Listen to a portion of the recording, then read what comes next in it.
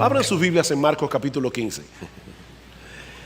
Marcos capítulo 15. Dice los primeros 15 versículos: muy de mañana los principales sacerdotes prepararon enseguida una reunión con los ancianos, los escribas y todo el concilio, y atando a Jesús le llevaron y le entregaron a Pilato. Pilato le preguntó: ¿eres tú el rey de los judíos? Respondiendo él le dijo: tú lo dices. Y los principales sacerdotes le acusaban de muchas cosas. De nuevo Pilato le preguntó diciendo: ¿no respondes nada? Mira de cuántas cosas te acusan. Pero Jesús no respondió nada más, de modo que Pilato estaba asombrado. Ahora bien, en cada fiesta él acostumbraba a soltarles un preso, el que ellos pidieran, y uno llamado Barrabás había sido encarcelado con los sediciosos que habían cometido homicidio en la insurrección. Y subiendo la multitud comenzó a pedirle que hiciera como siempre les había hecho. Entonces Pilato les contestó diciendo: ¿queréis que os suelte al rey de los judíos? Porque sabía que los principales sacerdotes le habían entregado por envidia. Pero los principales sacerdotes incitaron a la multitud para que le pidiera que en vez de Jesús les soltara a Barrabás. Y Pilato, tomando de nuevo la palabra, les decía: ¿qué haré entonces con el que llamáis el rey de los judíos? Ellos le respondieron a gritos: crucifícale. Y Pilato les decía: ¿por qué? ¿Qué mal ha hecho? Y ellos gritaban aún más: crucifícale. Y Pilato, queriendo complacer a la multitud, les soltó a Barrabás, y después de hacer azotar a Jesús, le entregó para que fuera crucificado.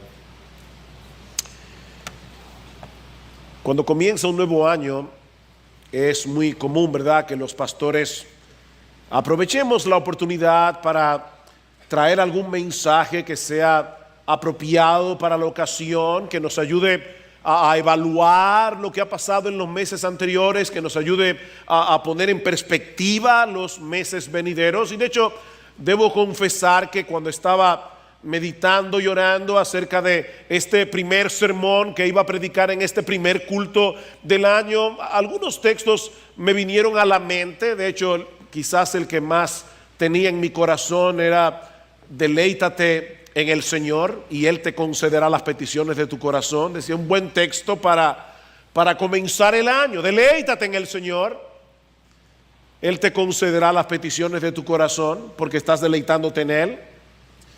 Pero después de pensarlo, decidí continuar con la serie de mensajes expositivos en el Evangelio de Marcos.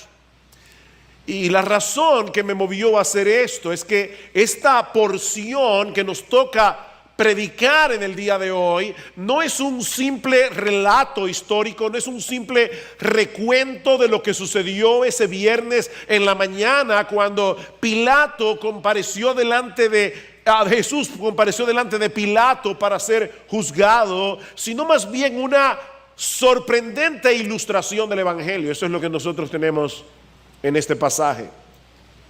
Y qué mejor manera, ¿verdad?, puede haber que comenzar el año poniendo delante de nosotros el inmensurable y redentor amor de Dios en Cristo. Ahora, como tuvimos que suspender esta serie durante todo el mes de diciembre, permítanme recordarles brevemente dónde nos encontramos en este momento. Como veíamos en nuestro último mensaje, luego que Jesús fue arrestado en el huerto de Getsemaní a la medianoche del viernes, tuvo que someterse a dos juicios, uno religioso y uno civil. Y cada uno de ellos constó de 3 etapas. Eso quiere decir que en muy pocas horas Jesús tuvo que soportar 6 audiencias. 3 en el juicio religioso, 3 en el juicio civil. En el juicio religioso compareció primero ante el sumo sacerdote Anás, luego ante el Sanedrín completo en casa de Caifás y otra vez ante el mismo concilio justo antes del amanecer, que es el que Marcos menciona en el versículo 1 del capítulo 15. Mientras que en el juicio civil, primero Jesús compareció delante de Pilato, luego compareció delante de Herodes y luego tuvo que comparecer ante Pilato una vez más para escuchar el veredicto final. En la primera parte del juicio religioso, en la madrugada del viernes, Jesús fue declarado culpable de blasfemia. Y por lo tanto los líderes religiosos de la nación dijeron que él era digno de muerte. Eso sucedió en casa de Caifás alrededor de las 3 de la mañana. Ahora, ese veredicto de culpabilidad no era válido hasta que fuera ratificado por el Sanedrín en las primeras horas de la mañana, ya que según la jurisprudencia judía no era legítimo llevar a cabo durante la noche un juicio que pudiera concluir en pena de muerte para el acusado, como de hecho era el caso. Y es por eso que en el capítulo 15 de Marcos vemos que Jesús tuvo que comparecer una vez más ante el Sanedrín. Ese es mi primer encabezado en la mañana de hoy. Jesús de nuevo ante el Sanedrín. Dice en el versículo 1, muy de mañana, los principales sacerdotes prepararon enseguida una reunión con los ancianos, los escribas y todo el concilio, y atando a Jesús, le llevaron y le entregaron a Pilato. El Sanedrín en pleno estuvo presente en esa reunión que se llevó a cabo muy de mañana, probablemente a eso de las 6, y así poder legitimar el veredicto que había sido pronunciado unas horas antes. Esto es increíble, ¿verdad? Con razón Jesús dijo una vez de los líderes religiosos de Israel que ellos colaban un mosquito y se tragaban un camello.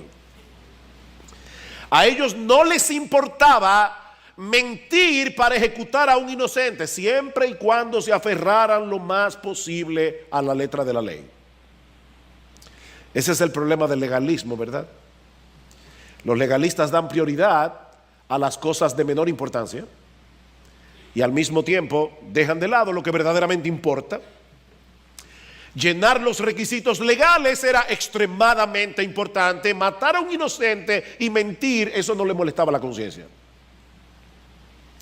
Así que se reunieron temprano el viernes en la mañana para ratificar el veredicto y poder llevar a Jesús delante de Pilato. Y ellos tenían obviamente la esperanza de que Pilato fuera rápido en el juicio, porque ellos necesitaban matar a Jesús temprano para luego guardar el sábado. Que Pilato dictara sentencia, que Jesús fuera crucificado antes de la caída del sol y así poder guardar el sábado. Nosotros tuvimos la oportunidad de estar un sábado en Israel en estos días. Y para Gloria y para mí fue interesante, por un lado, ir al templo de Jerusalén, a la muralla donde los judíos se reúnen, los judíos ortodoxos, a esperar la llegada del sábado. Y de verdad nos llamó la atención ver la algarabía de los jóvenes, los viejos, todos ellos danzando allí en el muro de las lamentaciones mientras esperaban con regocijo la llegada del día de reposo. Pero luego fuimos a comer a la casa de una familia judía, ortodoxa, que nos invitó a participar con ellos en el sábado y tener la cena del día de reposo. Y la verdad es que debo decir que nos impactó ver el amor, ver la disposición de ellos de compartir su mesa. Lo que voy a decir ahora, una cosa no quita la otra. Pero una cosa que nos llamó la atención es que antes de llegar a la casa del rabino, porque era un rabino judío, y antes de llegar a su casa nos dieron instrucciones. Por ejemplo, teníamos que tener cuidado al entrar al baño, porque la luz seguramente iba a estar encendida y no debíamos apagarla, porque si nosotros apagábamos la luz, entonces ya no podía ser encendida otra vez. porque eso era una violación del sabbat. Así que nos decían, tienen que dejar la luz prendida, no la apaguen, porque no se va a poder prender otra vez. No saquen el celular, no se atrevan a tomar fotos. Eso es una violación del día de reposo. Eran bien cuidadosos con todo esto, y en el día de Jesús eran iguales. Cuidadosos con guardar hasta en el más mínimo detalle todo lo referente al día de reposo. Pero no tenían problemas en matar a un inocente. El Sanedrín se reúne y vuelven a ratificar la condena que habían pronunciado unas horas antes y deciden entregar a Jesús a Pilato. Y hermanos, aquí está la parte irónica de esta historia, que cuando ellos hicieron eso, sin darse cuenta y obviamente sin quererlo, ellos estaban confirmando la identidad de Jesús como el Mesías, porque ellos estaban cumpliendo al pie de la letra lo que Jesús había profetizado reiteradamente a sus discípulos que iba a suceder.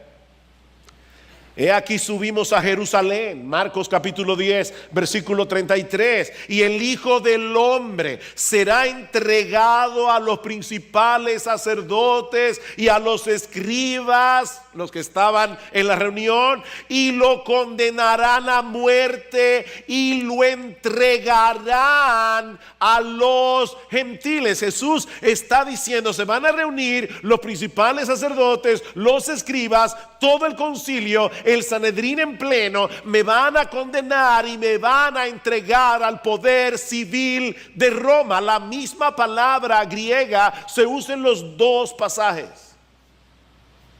Entregaron a Jesús a Pilato. Mis hermanos, la cruz de Cristo no fue el plan B que Dios tuvo que introducir cuando los judíos decidieron rechazar a su Mesías. No, mis hermanos, ese siempre fue el plan A. El único plan posible para redimir y perdonar a pecadores culpables sin pasar por alto la justicia de Dios. Ustedes recuerdan el sermón de Pedro en Pentecostés, los que están siguiendo el plan de lectura bíblico de 2 años, ¿lo leyeron hace poco? El primer sermón de la historia de la iglesia. Y dice el apóstol Pedro a los judíos, varones israelitas, escuchad estas palabras: Jesús Nazareno, varón confirmado por Dios entre vosotros con milagros, prodigios y señales que Dios hizo en medio vuestro a través de él, tal como vosotros mismos sabéis. A este entregado por el plan predeterminado y el previo conocimiento de Dios, clavasteis en una cruz por manos de impíos y le matasteis. ¿Qué sermón? Ustedes lo hicieron. Ustedes son responsables de lo que hicieron, pero cumplieron sin saberlo el plan predeterminado en el consejo de Dios. Y en ese sentido, también no deja de ser irónico ese detalle que Marcos incluye en el versículo 1. Ataron a Jesús y le llevaron delante de Pilato. Jesús fue atado delante de Pilato. Mis hermanos, aquel que en ningún momento renunció al control de su soberanía, se dejó atar por los hombres para que nosotros pudiéramos ser libertados del poder del pecado. El Todopoderoso se hizo débil en su encarnación. El Todopoderoso se dejó llevar a juicio por sus criaturas. ¿Saben por qué? Porque era necesario que Jesús fuera condenado en el tribunal de los hombres para que nosotros pudiéramos ser absueltos en el tribunal de Dios. Eso era necesario, no había otra manera. Y el poder humano del que dependía el veredicto final sobre el caso Jesús, en ese momento de la historia estaba en manos de Roma. Y eso nos lleva a nuestro segundo encabezado. Ya vimos Jesús ante el Sanedrín, Veamos ahora en segundo lugar Jesús ante Pilato, el procurador romano. Un documento de la época señala a Poncio Pilato como un hombre inflexible, falto de misericordia y obstinado. Aborrecía a muerte a los judíos que lo acusaban de todo tipo de crimen, de mala administración, de robo y de crueldad. Ese era Pilato. Un hombre supersticioso, obstinado, cruel. Pero quiso la providencia de Dios que Jesús fuera juzgado en el tribunal de ese hombre. Y hermanos, tenemos que entender que aquí no había ningún jurado. Aquí no había ningún abogado defensor. La vida y la muerte de los reos que eran llevados a su tribunal estaban en las manos de Poncio Pilato. Era su decisión. Así que humanamente hablando, este hombre tenía mucho poder. Un poder que él debía usar para evitar todo tipo de rebelión contra Roma. Esa era la única cosa que a Pilato le importaba. Las cuestiones religiosas de la nación de Israel no le importaban a Pilato en lo más mínimo. De ahí el conflicto que se generó cuando los miembros del Sanedrín le llevaron a Jesús temprano en la mañana. De hecho, vayan conmigo a Juan capítulo 18, Evangelio de Juan capítulo 18, porque esa conversación que aparece en el Evangelio de Marcos, muy reducida, Juan la amplía. Juan capítulo 18, y vamos a leer desde el versículo 28. Dice: entonces llevaron a Jesús de casa de Caifás al pretorio. El pretorio era la residencia oficial del procurador romano, y era ahí donde él llevaba a cabo las audiencias. Y no era extraño que las audiencias se llevaran muy temprano en la mañana, muy temprano. Así que ellos llevaron a Jesús de casa de Caifás, que estaba bastante cerca, al pretorio. Era muy de mañana, y una vez más aquí, hermanos, la quisquillosería judía. Ellos no entraron al pretorio para no contaminarse y poder comer la Pascua.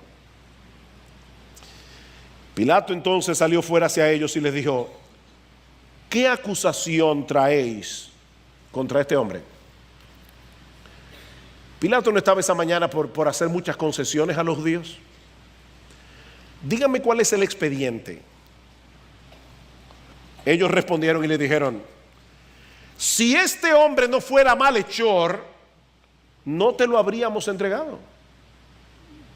Oh Pilato, y no es suficiente que nosotros vengamos delante de ti y te digamos que el concilio en pleno considera que este hombre llamado Jesús es digno de muerte.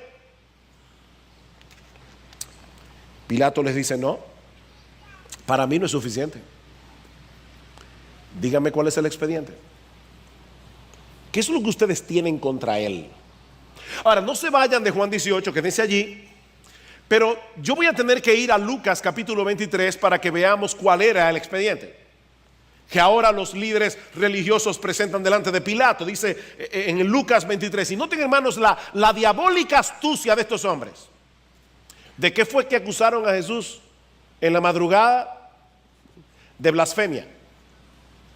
Escuchen la acusación. Toda la asamblea de ellos se levantó y llevaron a Jesús ante Pilato y comenzaron a acusarle diciendo: hemos hallado que éste pervierte a nuestra nación, prohibiendo pagar impuesto al César y diciendo que él mismo es Cristo, un rey. La blasfemia no se mencionó. Hay tres acusaciones básicas aquí. Por un lado, Cristo pervierte la nación. En otras palabras, ellos están presentando a Jesús como un individuo que representaba un peligro para Roma, un sedicioso, un revolucionario, alguien que en cualquier momento podía poner en peligro el orden establecido, como si a los judíos les importara conservar el poder de Roma sobre ellos, ¿verdad? Ahora, no olviden que es a ese Jesús en quien tú y yo decimos creer, ¿verdad? a quien nosotros decimos seguir. Y si a él lo acusaron de pervertir la nación, ¿por qué a nosotros nos sorprenden de las acusaciones que se hacen contra nosotros? Hace poco salió publicado en la internet que la ONU había determinado que los movimientos religiosos y grupos de la sociedad civil, y pusieron entre paréntesis fundamentalistas, casi como si nosotros fuéramos yihadistas islámicos, que se oponen a lo que denominan ideología de género, ese grupo religioso que se opone a la ideología de género, son una amenaza para los derechos de las mujeres y personas LGBT. En otras palabras, los cristianos representamos una retranca para el verdadero progreso de las naciones. Nosotros somos el problema.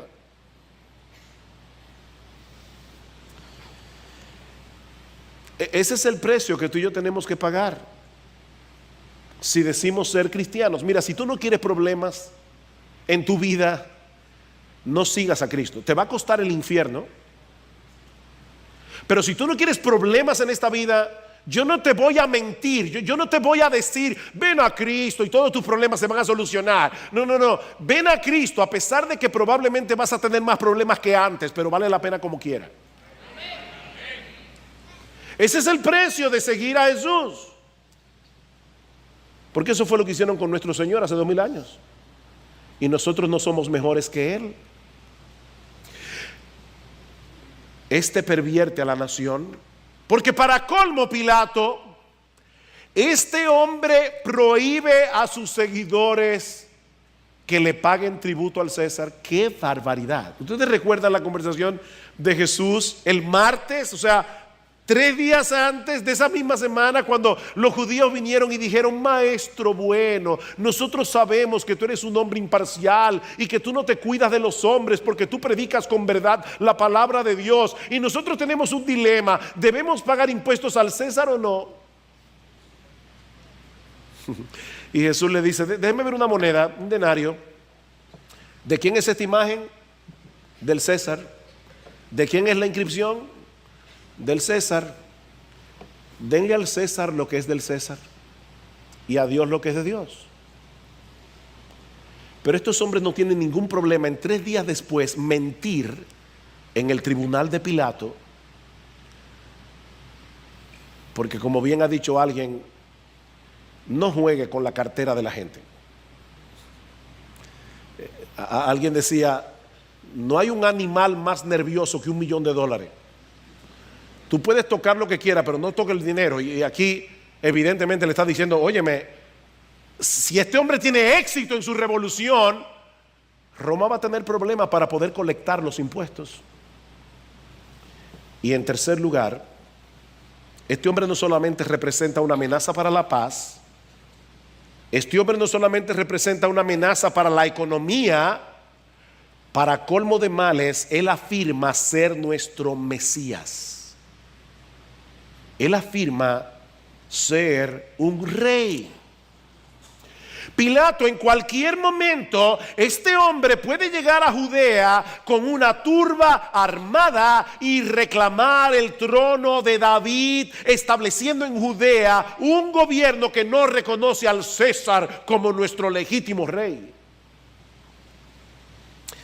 Eso es lo que está en el trasfondo de la pregunta de Pilato en Marcos capítulo 15 versículo 2. Y no se vayan todavía de Juan 18, pero recuerden la pregunta: ¿eres tú el rey de los judíos? ¿Ven de dónde vino la pregunta? ¿Eres tú el rey de los judíos? Ahora, una vez más, Juan nos brinda una versión más amplia. Noten el versículo 33. Entonces Pilato volvió a entrar al pretorio y llamó a Jesús y le dijo: ¿eres tú el rey de los judíos? Y es interesante notar aquí el orden de las palabras, porque en realidad lo que el texto griego dice es: tú, enfáticamente, tú eres el rey de los judíos. Como diciendo: por favor, Jesús, no seas ridículo. De verdad, tú, que estás atado delante de mí, un procurador romano, ¿tú crees que eres el rey de los judíos? Ahora, esta pregunta de Pilato no permitía una respuesta simple. Jesús no podía decir sí, ni podía decir no, porque depende del concepto de rey que Pilato tenía en su mente. ¿Eres tú el rey de los judíos? Depende. Versículo 34, Jesús le respondió, ¿eso lo dices por tu cuenta o porque otros te lo han dicho de mí? En otras palabras, si lo que me estás preguntando es si yo pretendo ser un rey político que conspira contra el César, mi respuesta es no, yo no soy esa clase de rey. Ahora, si de motu propio me estás preguntando si en verdad yo soy rey en algún sentido, mi respuesta sería que sí. Debes aclararme a qué te refieres. Versículo 35, Pilato respondió, ¿acaso soy yo judío? Tu nación y los principales sacerdotes te entregaron a mí. ¿Qué has hecho? Es tu propia nación la que te ha entregado. Mi papel aquí es limitarme a averiguar si has cometido algún crimen contra el poder romano que merezca la pena de muerte. Versículo 36. Jesús respondió, mi reino no es de este mundo. Si mi reino fuera de este mundo, entonces mis servidores pelearían para que yo no fuera entregado a los judíos, mas mi reino no es de aquí. ¿Ven el punto, hermanos? Jesús está diciendo ciertamente, yo soy un rey, porque él tiene un reino. Yo soy un reino, yo soy un rey, pero Pilato, mi reino no es de este mundo, mi reino no es terrenal. Si yo tuviera el interés de implantar un reino terrenal, me hubiera dedicado a reclutar soldados que defendieran mi integridad física. Pero es evidente, Pilato, que yo no he hecho eso. Mi reino no es de aquí.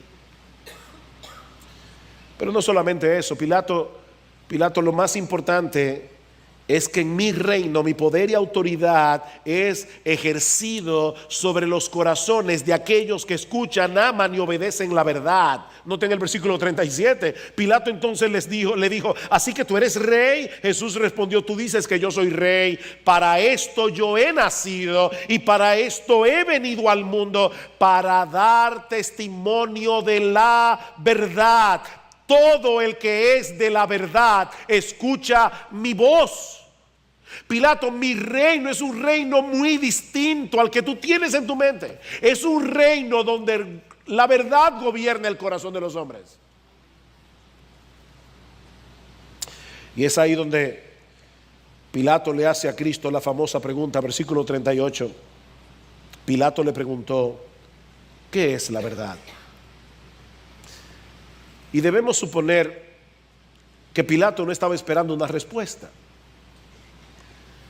Pero algo sí había quedado claro en su mente: Jesús no era peligroso para el imperio y debía ser absuelto. Así que Pilato sale de nuevo al patio del pretorio y declara la inocencia del Señor. Versículo 38 en la mitad. Y habiendo dicho esto, salió otra vez a donde estaban los judíos y les dijo: yo no encuentro ningún delito en él. Esta frase es importante.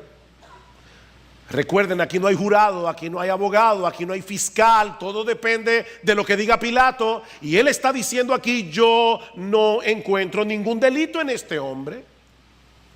Y ahora debemos volver a Marcos capítulo 15 para continuar la historia. Marcos capítulo 15. Dice en el versículo 3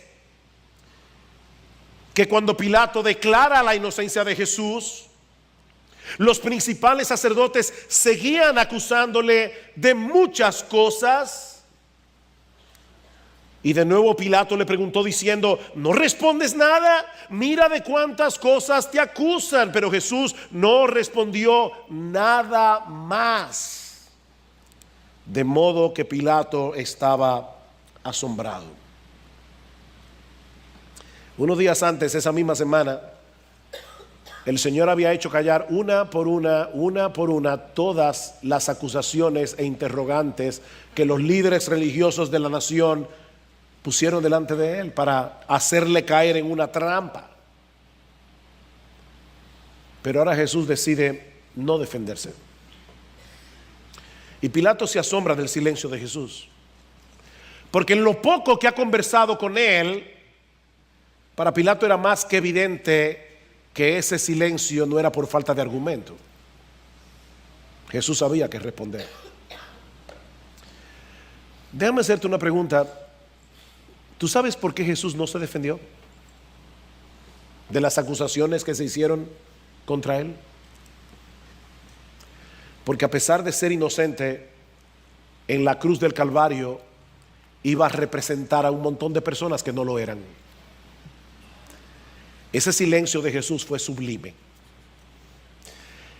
Jesús se cayó la boca por ti y por mí. Por ti y por mí. Aquí se cumplían las palabras de Isaías 53. Fue oprimido y afligido, pero no abrió su boca. Como cordero que es llevado al matadero y como oveja que ante sus trasquiladores permanece muda, no abrió su boca. Mi hermano, Cristo guardó silencio por ti y por mí. A estas alturas del juicio, Pilato está buscando la manera de evitar la condena de Jesús. Pero no le está resultando fácil lidiar con la animadversión de los judíos, que según el Evangelio de Lucas, insistían en el hecho de que Cristo alborotaba al pueblo, enseñando por toda Judea, comenzando desde Galilea hasta aquí. Cuando Pilato oyó la palabra Galilea, se le iluminaron los ojos, porque él era procurador de Judea y de Samaria. Herodes era el procurador de Galilea, y providencialmente, por causa de la fiesta de la Pascua, Herodes había bajado a la ciudad de Jerusalén. Así que Pilato ve aquí por fin una puerta para librarse del caso de Jesús. Así que envía a Jesús a donde Herodes. Herodes interroga a Jesús y se lo devuelve a Pilato diciendo: yo no encuentro ningún delito en este hombre. Pero ellos continúan insistiendo en que Jesús debe ser condenado, por lo que Pilato decide jugar una última carta: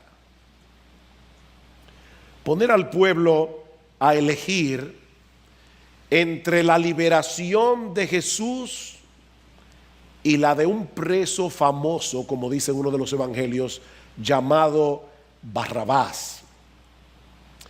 Y eso nos lleva a nuestro tercer encabezado y en cierto modo al clímax de esta historia. Ya vimos Jesús ante Pilato, ante el Sanedrín, Jesús ante Pilato. Veamos ahora en tercer lugar Jesús ante la multitud.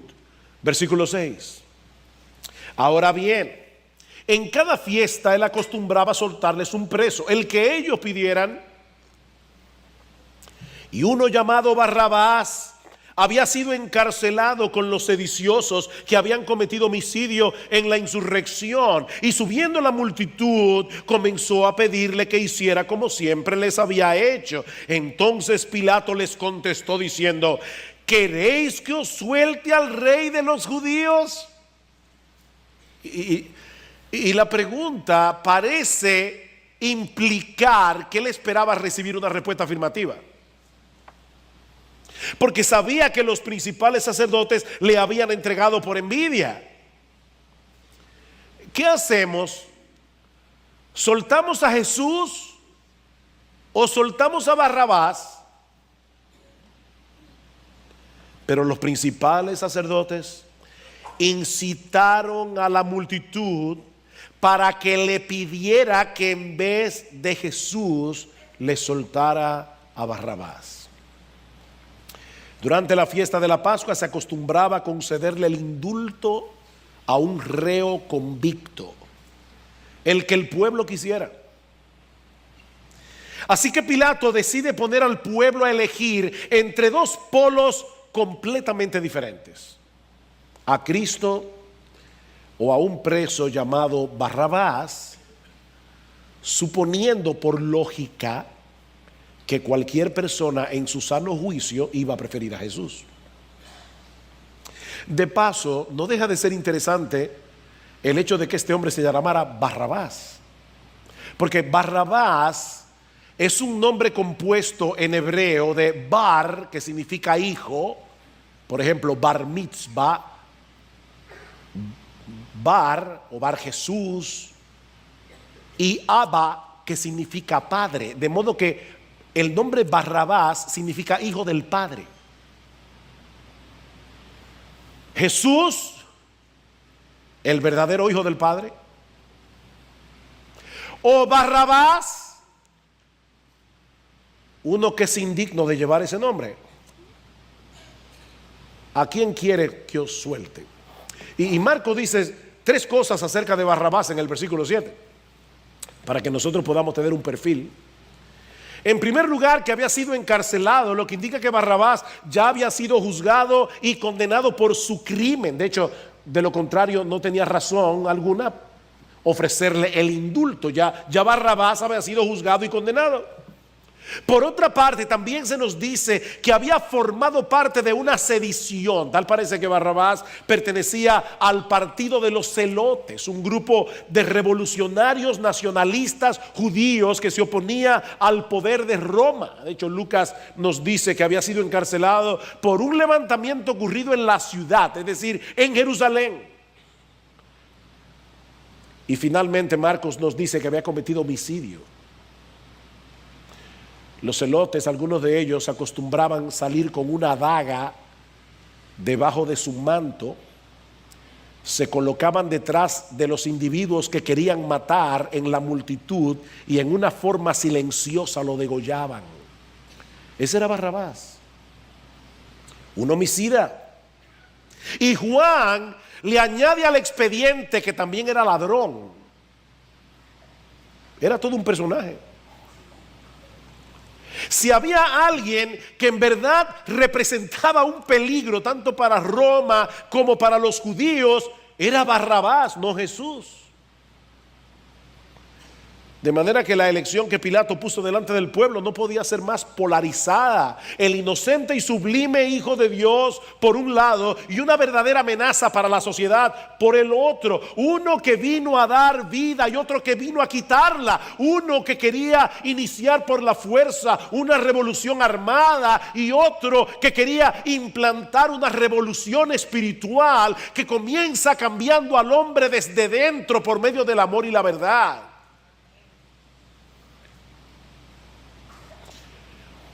Ahora vamos a tratar por un momento de imaginarnos la escena. Barrabás sabe que le queda poco tiempo de vida. De hecho, muchos comentaristas creen que es muy probable que la cruz en la que fue crucificado Jesús estuviera reservada para Barrabás. Por eso Pilato mencionó su nombre de inmediato. Pero de repente ocurre lo impensable.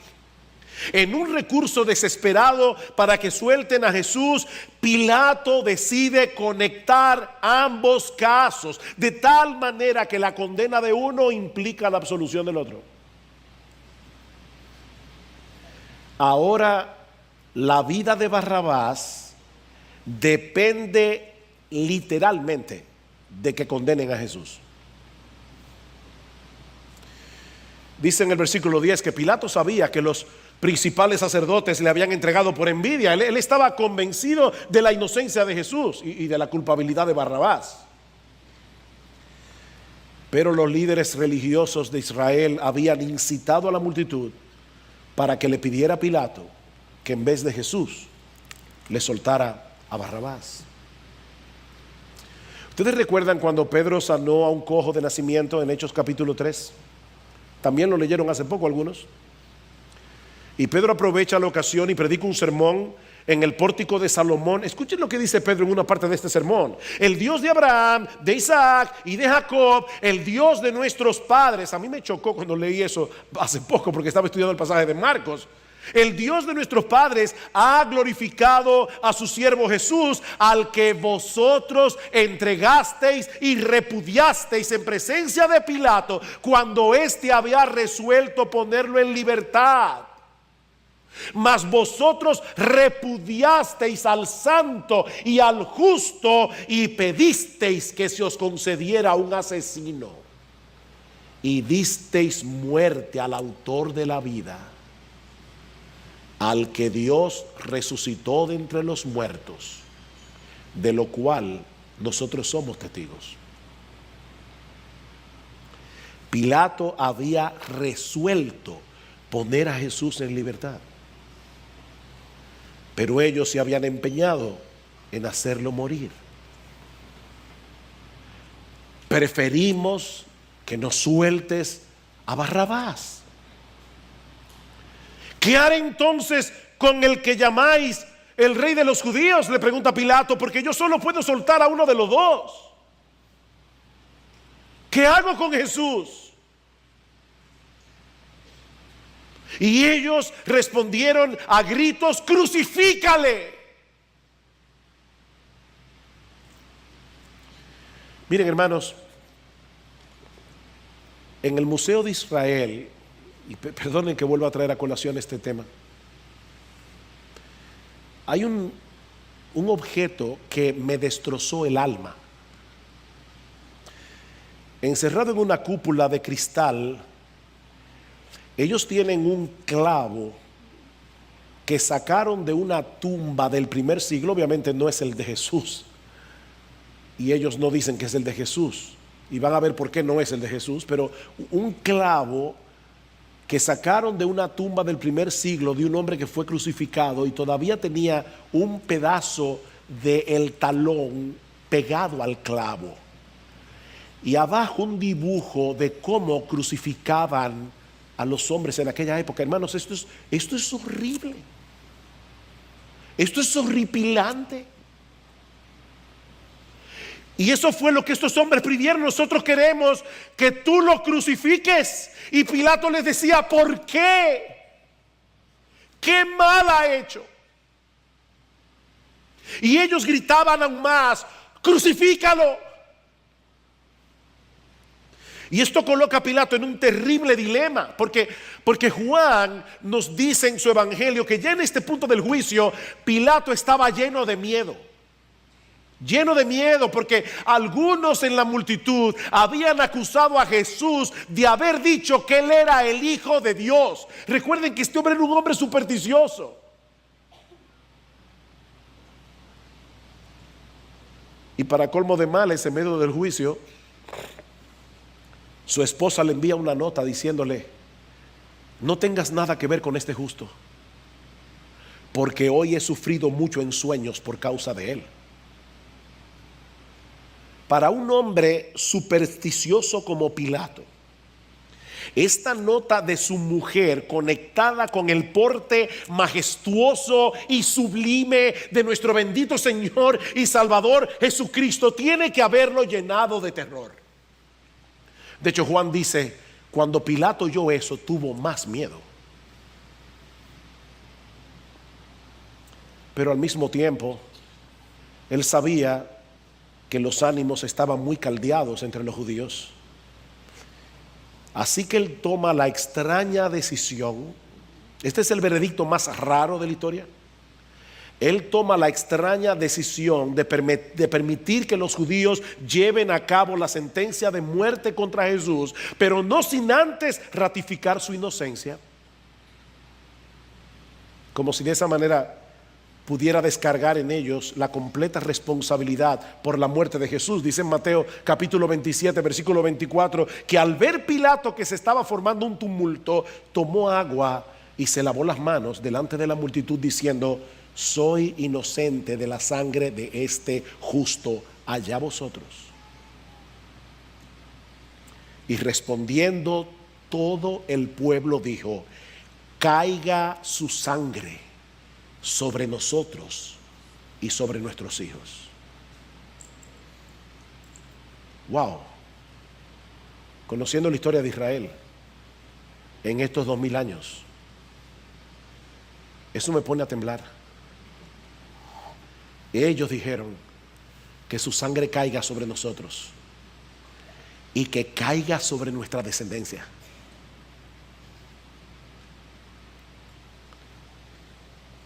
Marcos 15:15, Pilato queriendo complacer a la multitud. Y miren, cuando ya después de esa frase no podemos esperar nada bueno.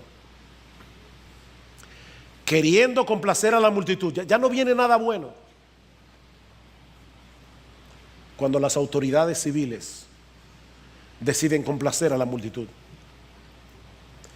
Queriendo complacer a la multitud, le soltó a Barrabás y después de hacer azotar a Jesús, le entregó para que fuera crucificado.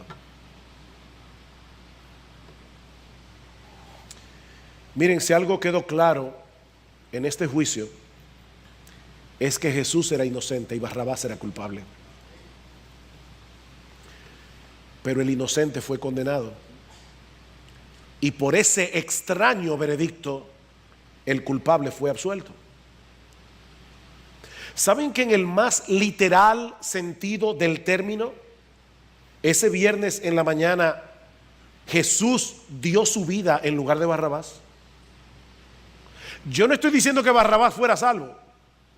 No. De hecho, si Barrabás no se arrepintió, no creyó en Cristo, se condenó.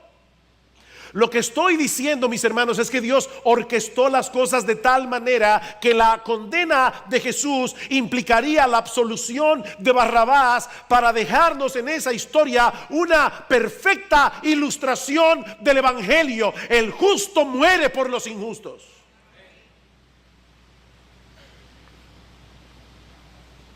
Y Dios escoge al que parece ser el peor de los pecadores, Barrabás, no para excusar a los demás, sino para incluirlos a todos. A todos.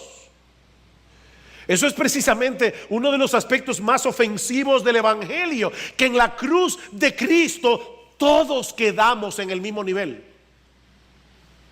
La cruz es el nivelador de la raza humana. La prostituta y el religioso, el asesino y el moralista, los despreciados y parias del mundo y la élite social, todos necesitamos de la misma salvación, todos necesitamos del mismo Salvador. La cruz nos nivela.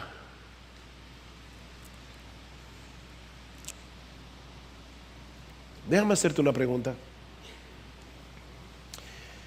¿Quién es peor en esta historia? ¿Barrabás o los líderes religiosos de la nación que lo escogieron en lugar de Jesús? ¿Quién es peor? ¿Alguna vez te has preguntado por qué los sacerdotes y los escribas sentían tanto odio y tanto desprecio hacia la persona de Jesús? ¿Qué era lo que Jesús había hecho que había levantado tanto rencor contra él? ¿Cuál fue su crimen? La respuesta es muy sencilla. Exponer la realidad. Este fue el crimen de Jesús. El crimen de Jesús. Exponer la realidad de que detrás de esa fachada religiosa de los escribas, los fariseos, había un corazón dañado por el pecado.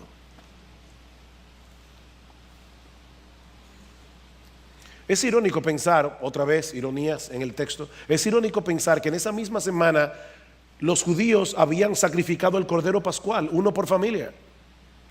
Y ese cordero era un recordatorio de su necesidad de redención. Pero vino el Redentor, los llamó a la fe y al arrepentimiento y se sintieron profundamente ofendidos en su amor propio. Y yo te pregunto una vez más, ¿qué es peor? ¿Ser un sedicioso y un homicida como Barrabás? ¿O ser una persona tan insolente, tan soberbia y tan arrogante que desprecie la dádiva de Dios en Cristo Jesús porque se cree que no la necesita? ¿Qué es peor? Bueno, déjame darte la respuesta bíblica. De cierto os digo, le dijo Cristo a los fariseos de su época, los publicanos y las rameras van delante de vosotros al reino de Dios. Religiosos, los publicanos y las rameras van delante de vosotros. ¿Saben por qué? Porque Dios resiste a los soberbios y da gracia a los humildes. Dios resiste a los soberbios, pero Él da gracia a los humildes. Mi amigo, yo no sé en qué lugar crees tú que te encuentras en la escala de maldad, pero la Biblia dice que en el mundo entero no hay justo ni aún uno, no hay quien entienda, no hay quien busque a Dios. Todos se desviaron, a una se hicieron inútiles, no hay quien haga lo bueno, no hay ni siquiera uno. La razón por la que un inocente tuvo que morir en la cruz del Calvario es porque en el mundo entero, en lo que respecta a la perfecta justicia de Dios, no hay un solo ser humano, uno solo que pueda alegar inocencia.